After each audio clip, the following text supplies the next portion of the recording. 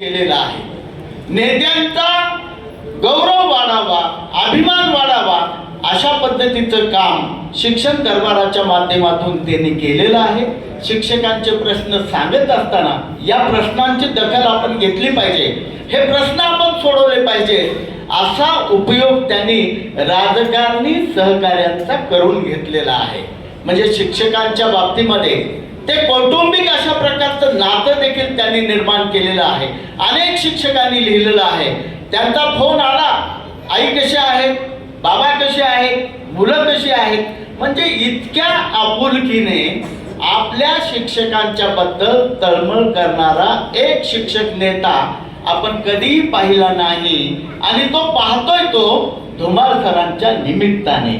आणि म्हणून या ठिकाणी मी म्हणतोय धुमाळ सर कुटुंबामध्ये त्यांनी नेतृत्व दिलं, प्रतिष्ठा दिली, शिक्षकांच्या चळवळीला प्रतिष्ठा दिली आणि आपल्या नेत्याच्या एकूणच प्रश्न सोडवण्याच्या पद्धतीलाही त्यांनी प्रतिष्ठा दिलेली आहे।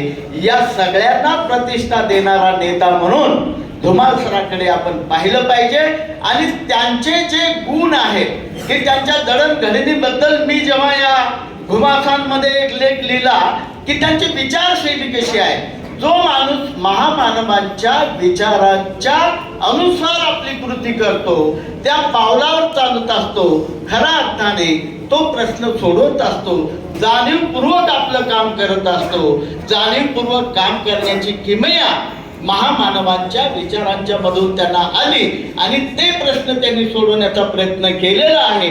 आणि म्हणून धुमाळ सर आपल्या सगळ्यांच्या स्मरणामध्ये कायम राहणारच आहे। पण हे सगळं करत असताना त्यांचा कामाचा धडाका आता निवृत्त झालेले आहेत, धुमाळ सर आपल्या कामापासून दूर जातील असं मला कदापिही वाटत नाही। आता निवांत त्यांना वेळ मिळालेला आहे, शिक्षकांच्या प्रश्नासाठी ते झोकून देतील, आपली पूर्ण सेवा समर्पित भावनेने त्यांनी केलेली आहे। पण या पुढचंही आयुष्य समर्पित भावनेने राष्ट्रवादी शिक्षक संघटनेला ते निश्चितपणाने देतील, द्यावं अशा प्रकारची अपेक्षा या ठिकाणी करतो।